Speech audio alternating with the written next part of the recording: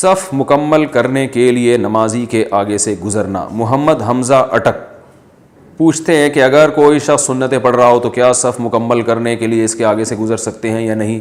جی ہاں بھائی، گزر سکتے ہیں، اس لیے کہ نمازی کے آگے سے گزرنا بھی ناجائز ہے، لیکن وہ گزرنا جو نماز ہی کی اصلاح کے لیے وہ جائز ہے، کیونکہ صفیں جب خالی ہوتی ہیں تو نماز میں خلل پیدا ہوتا ہے۔ تو آپ کوشش کریں کہ نمازی کے آگے سے نہ گزرنا پڑے، لیکن اگر صف کو پورا کرنے کے لیے کوئی اور راستہ نہ ہو تو پھر نمازی کے آگے سے آپ گزر سکتے ہیں۔ صف کو مکمل کرنے کی تاکید زیادہ ہے۔ بھول جانے کے ڈر سے قرآن ہی یاد نہ کرنا۔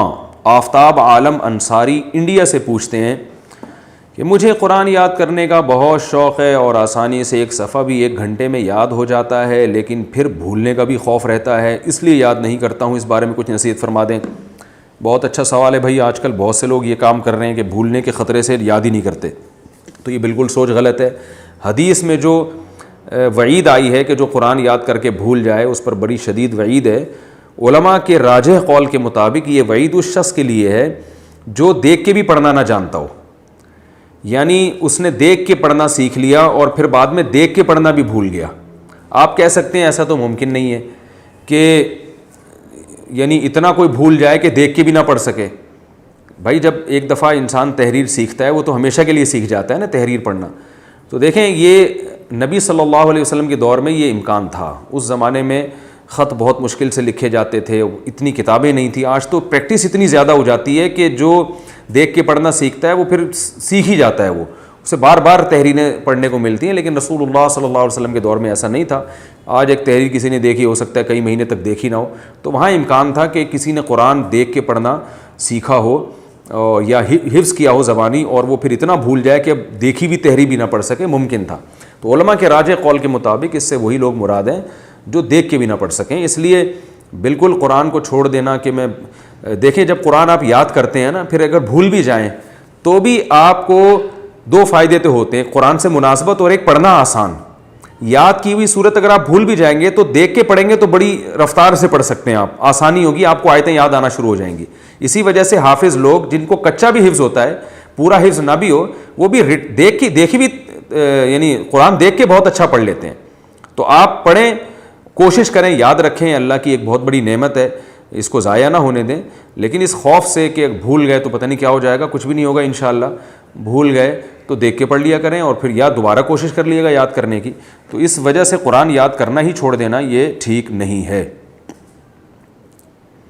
اگر کالج میں بد نظری کا غالب گمان ہو، محمد نعیم ہندوستان سے پوچھتے ہیں میں نے آپ کے بیانات سن کر وہ طریقے اپنی زندگی میں لائے ہیں جس سے بد نظری سے بچ جاتا ہوں، مگر میں کالج میں رہتے ہوئے جب ٹیچر پڑھاتی ہیں جب کالج میں رہتے ہوئے جب ٹیچر پڑھاتی ہیں تو مجھ سے بد نظری سے نہیں بچا جاتا۔ 1 سال میں نے بہت مشکل سے گزارا ہے، اب کیا میں پڑھائی چھوڑ دوں اور دکان پر وقت دوں یا پھر میں کیا کروں؟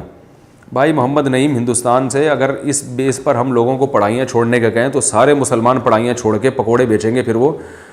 تو علماء یہ کہتے ہیں کہ بھئی اگر فیمیل ٹیچر پڑھا رہی ہے، مجبوری ہے آپ کی پڑھنا، تو فیمیل کو تو چاہیے کہ وہ فیمیل کو پڑھائے، لیکن اگر وہ پڑھا رہی ہے تو آپ کے پاس پھر پڑھائی کا اس کے علاوہ کوئی آپشن نہیں ہے، تو آپ حتی الامکان نظر کی حفاظت کریں۔ اور اگر ٹیچر پہ نظر پڑ بھی جاتی ہے، کیونکہ پوری کلاس میں منہ نیچے کر کے بیٹھنا یہ بھی ممکن نہیں ہے، تو نظر پڑ بھی جاتی ہے تو دل کو کم از کم برے خیالات سے محفوظ رکھیں۔ اس ٹیچر کو آپ اپنی والدہ کی جگہ سمجھیں یا بہن کی جگہ سمجھیں یا انٹی سمجھیں آپ ان کو، اور کبھی کبھار ان سے محبت میں انٹی ان کو کہہ بھی دیا کریں۔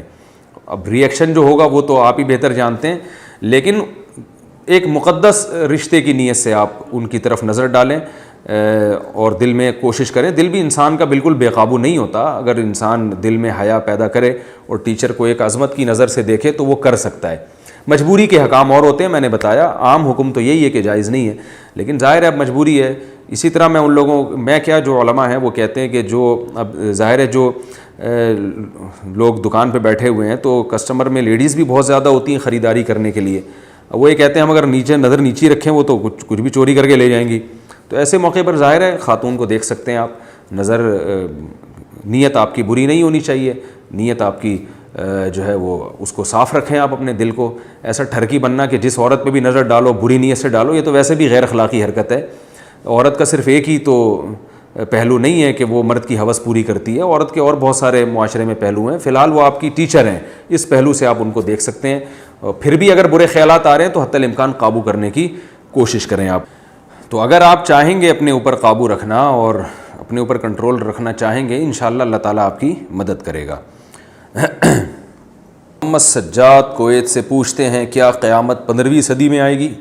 شب معراج میں حضور صلی اللہ علیہ وسلم نے اللہ رب العزت سے پوچھا کہ قیامت آنے میں کتنے دن ہیں، تو اللہ تعالیٰ نے فرمایا کہ قریب 1.5 دن، اور اس جہاں کا 1.5 دن یہاں کے 1500 سال کے برابر ہوتا ہے۔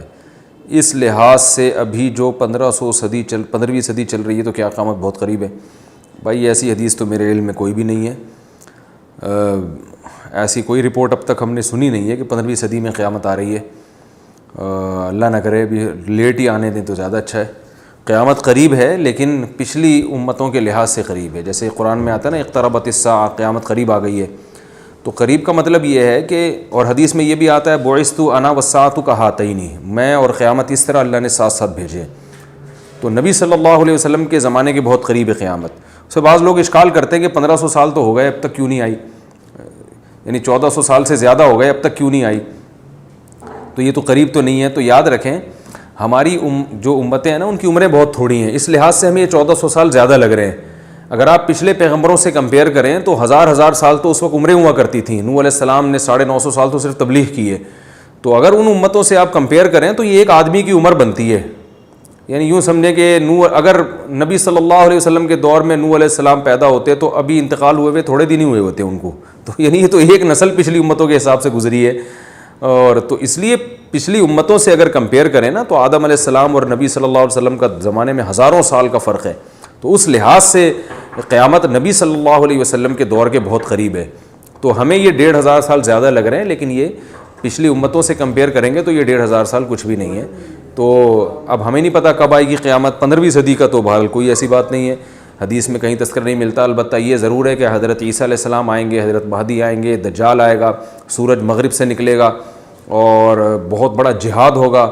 حدیث میں آتا ہے کہ اتنی بڑی لڑائی ہوگی کہ اس میں ایک جو لڑنے والے لوگ ہوں گے مسلمانوں میں 1/3 امت بھاگ جائے گی، یعنی جو مجاہدین ہوتے ہیں اس لڑائی میں اتنا سخت فائٹ ہوگی کہ 1/3 بھاگ جائیں گے، 1/3 شہید ہو جائیں گے، اور 1/3 وہ ہیں جن کو اللہ تعالیٰ فتح عطا فرمائیں گے۔ تو فرمایا جو 1/3 بھاگ جائیں گے ان کی اللہ توبہ کبھی قبول نہیں کرے گا، وہ بدترین قسم کے بھگوڑے ہوں گے اس وقت، اور جو 1/3 شہید ہو جائیں گے وہ اس وقت زمین میں سب سے افضل ترین شہداء ہوں گے، اور جو 1/3 فتح ہوگی وہ اس وقت بہترین غازی ہوں گے۔